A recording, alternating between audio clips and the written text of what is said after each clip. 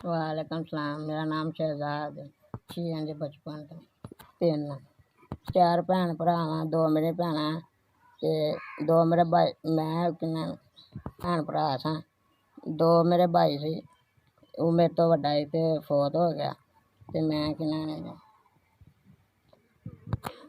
मेरी 25 साल उम्र है ते मेरे अब्बू जेह्ड़े ने ओह् मजदूरी करदे ने ते ओह् रोटी दा निज़ाम चलांदे ने। पिंड थां ते रैह्ने आं ते मेहनत मजदूरी करके ते इक दूजे दा निज़ाम चला दे ने करदे ने ते पुट्ठे वड्ड भी दिंदे ने ते ओह् मेहनत मजदूरी करके ते निज़ाम चलदा पिया।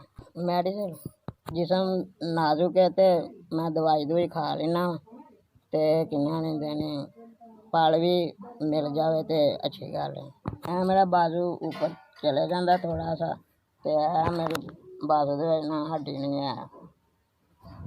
वो मजदूरां दे हस्पताल लै जांदे ने ते उत्थों दवाई लिख के ते ओह् दे दिंदे ने। कदी लै जांदे ने, कदी नहीं पैसे होंदे कोल ते कदी फिर रहन देई दी है। दवाई वैसे खांदा रवां मैं कुछ बेहतर रैह्ना। दवाई जदों छड्डदा फिर मेरा ना जिसम और हड्डियां टुटन दर्द करदे। अस्सलाम वालेकुम भाई, मैं अल्लाह आपको बहुत दे। मेरी थोड़ी सी मदद की है आपने, 4000 रुपया मुझे मिला है, बहुत बहुत मेहरबानी।